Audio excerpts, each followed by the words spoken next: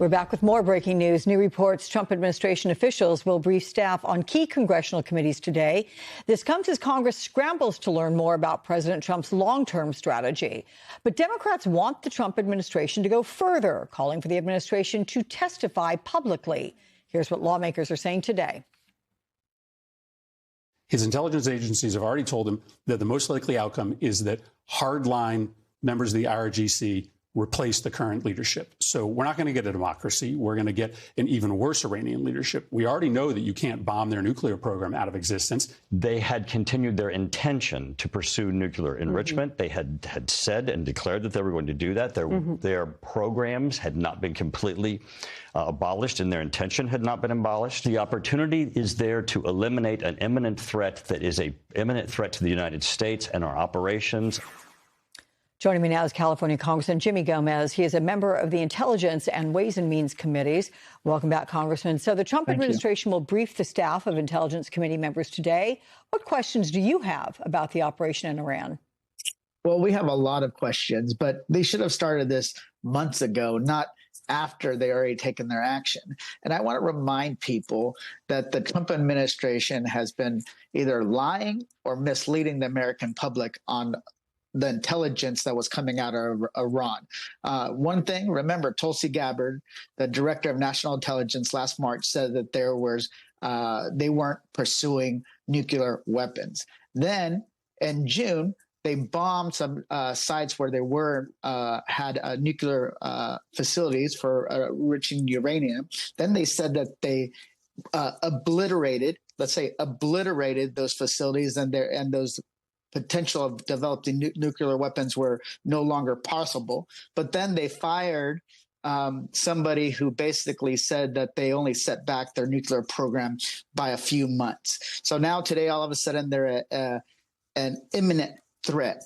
So I want to know exactly what their intelligence was, because a lot of the intelligence that we've heard of in bits and pieces through the news is that it wasn't true, that either he was lying in June or he's lying today. But either way, he doesn't want the American people to know. And then they took the step to limit the intelligence that was coming to Congress, including the intelligence committees, minus maybe the Gang of Eight, that what was really going on the ground. So this is an administration that doesn't want to be held accountable to the Congress or to the American public. House Minority Leader Hakeem Jeffries said the Democrats will force a vote on the Reps Massiacana War Powers resolution when Congress returns to Washington this week. Many Democrats are calling the whole operation illegal, and they say the administration, to your point as well, failed to justify the strikes or lay out a plan for the aftermath. How will this War Powers vote play out, and what other leverage do Democrats have if it fails? Well, we're going to take up the bill. I'm going to vote for the War Powers resolution to stop this war of choice. This is a war that was not necessary. Even his own Department of Defense said when it comes to ballistic missiles, intercontinental ballistic missiles, that they were almost a decade away from having those capabilities. So I'm going to vote yes on this resolution. And then we're going to keep pressing the case. But as long as the Republicans don't care about their own constituents, don't respect the authority of Congress, and only capitulate to the president is going to continue operating outside the bounds of the law and the Constitution. So we're going to have to figure out what we can do through the budget, and then try to hold this administration accountable. But it only continues because the Republicans refuse to use the power that is granted to them under the Constitution of the United States. President Trump campaigned on an America First platform and promoted himself as a peacetime president. He has so far launched military operations in at least 7 countries. And recent polling shows almost half of Americans oppose military action in Iran. Nearly 3/4 say Trump needs approval from Congress. What do you make of Trump's apparent transformation to military hawk?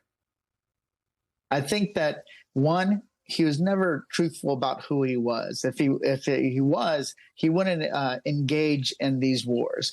Remember, he criticized all the previous administrations, from George Bush to Obama, on the fact that they were engaging in regime change that cost trillions of dollars when we can invest those monies here at home. So at the same time, Donald Trump knows that he's losing public support. He's trying to create this rally around the flag effect so that his numbers go up. The American people are tired of these forever wars. At the same time, he's literally putting our men and women in uniform in danger, and we're going to lose more lives. My heart goes out to the troops that have already lost their lives.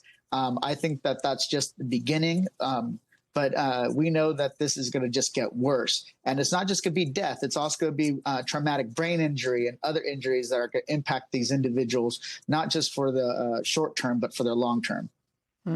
Sobering thought. California Congressman Jimmy Gomez, thank you so much.